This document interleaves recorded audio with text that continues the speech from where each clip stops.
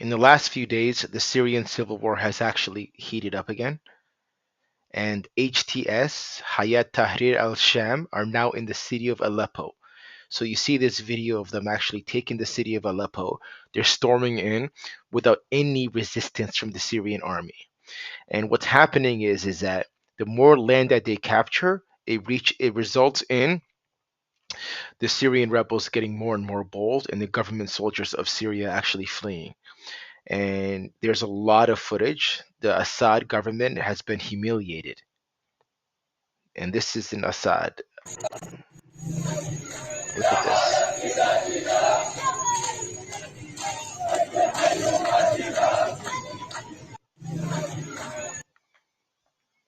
All of this. They were celebrating their victory by snacking on some shawarma in Aleppo. This is some of the best news that I've seen in a very, very long time. And I'm making dua for the Muslims who are fighting in Syria against the tyrant Assad. Kareem Rifai just tweeted, I just woke up to the news that the Syrian opposition has reached my grandparents' home in Aleppo City, the same home Bashar Assad blew up with a tank over a decade ago. I'm in shock and I don't know how to process this. So the Syrian rebels are here. They're shouting Allahu Akbar. They're very happy. They're very relieved. A lot of these brothers.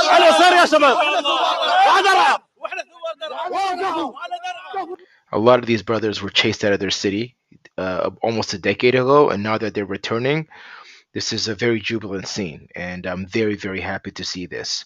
Predictably, you see the pro-Assad people, such as the Syrian girl, and a lot of them are actually trying to claim that these rebels are Al Qaeda, that they're a bunch of roaches. She described them as roaches, and you can see the map right here, right?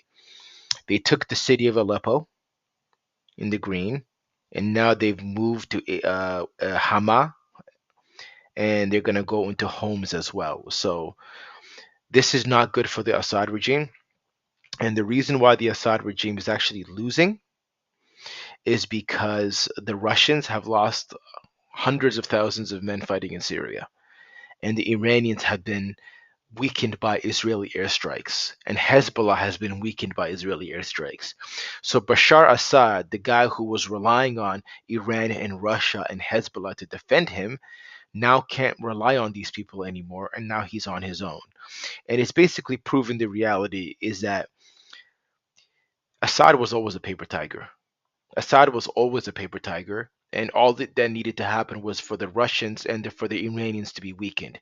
And now that this has happened, Alhamdulillah Rabbil Alameen, Allah has humiliated him, Allah has weakened him, and as a result, now the Muslims actually have a chance to actually bring back uh, some semblance of Sharia and rule of law and get rid of this tyrant once and for all.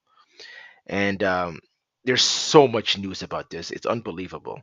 What's interesting that I've noticed is that a lot of those actors of resistance types, they've made a name for themselves opposing Israel and supporting Palestine, quote unquote, supporting Palestine. But a lot of them are basically saying that, hey, we support the Palestinians, we support the Muslims in Gaza, but we also support Bashar Assad slaughtering Syrians. And they're making a lot of the same Islamophobic arguments that you would see from the Zionists during the last year or so. And this is why uh, Muslims need to basically learn to distinguish who's sincere and who's not. The litmus test I call for is the Syrian litmus test, which means it's easy to support Palestine. That's one thing to say I oppose the Zionist occupation of Palestine. It's another thing to oppose Iran. It's another thing to oppose Hezbollah as well as Assad. That shows who's a real hypocrite and who's actually standing for the truth and who's standing for the Muslims, right? So don't fall for the propaganda. Don't listen to these Iranian stooges and these conspiracy theorists. Don't listen to these people who claim that these HTS rebels are actually US backed, Israeli backed. It's not true. I know a lot of conspiracy theorists say that. It's not true at all. And just make dua for the Muslims of Syria, and hopefully that they can remove the Assad regime sooner rather than later. Look at this tweet right here. The Mujahideen of Syria conquered about 20,000 kilometers of land in a week. That's about two times Lebanon, or as much as the Zionist state. A reminder that Allah bestows victory whenever to whoever He wants. The world can change in a week if the Muslims come back to their deen. I agree. I completely agree with that. Look at this Christian. Well, look what he wrote. With a heavy heart, I report to you that Hama, my city, has officially fallen in the hands of terrorists. May the Lord take our souls or theirs. We will never coexist with them.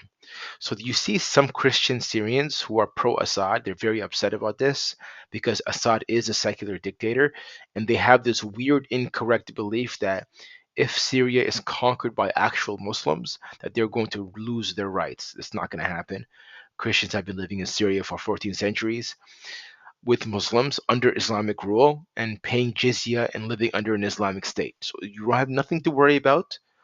But obviously, propaganda is very strong, and that's the reason why a lot of people are reacting the way they are.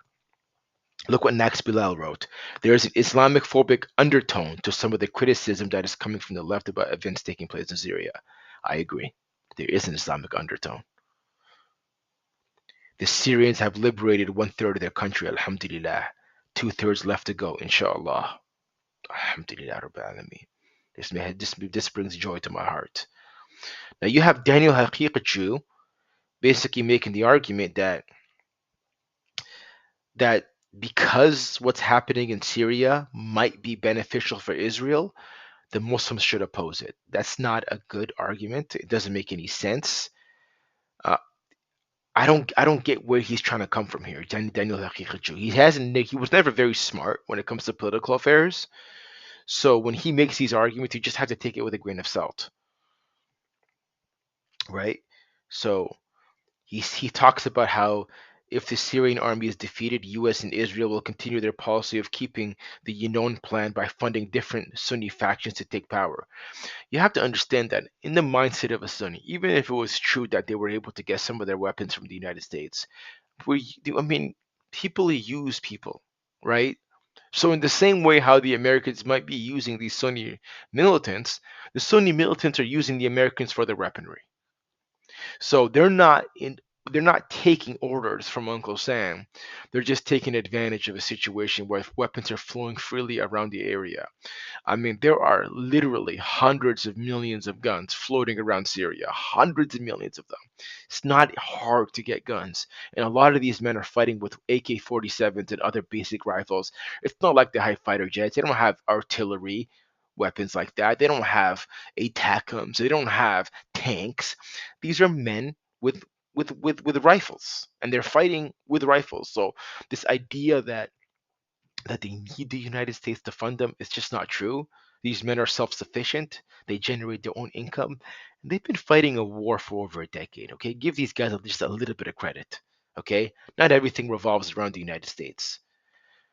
So a lot of people just don't have the right mindset when it comes to this. They don't realize is that this is actually a victory for the Muslims, and what the Americans think is irrelevant. If anything, the Americans and the Israelis actually think the opposite.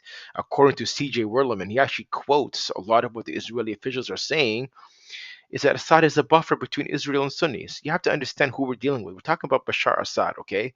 Bashar Assad is obviously he's the president of Syria, but he wears a suit and tie. His wife does not wear a hijab. He is an Alawi, which means he's not even a Muslim. He's a secularist. He rules by man made laws, and he will never fight Israel. He will never fight America. He will never oppose the status quo. He just wants to hold on to power. So the Israelis realize is that although they dislike Assad, although the Americans dislike Assad, he is a familiar face, he is a predictable dictator, and he will never threaten their interests. So why would they ever oppose Bashar Assad? They won't. So this idea that these Sunni rebels are being propped up by America, it's just not true. I mean, Israeli intelligence officials are actually saying the opposite. So that should tell you all you need to know. So that's all I have to say.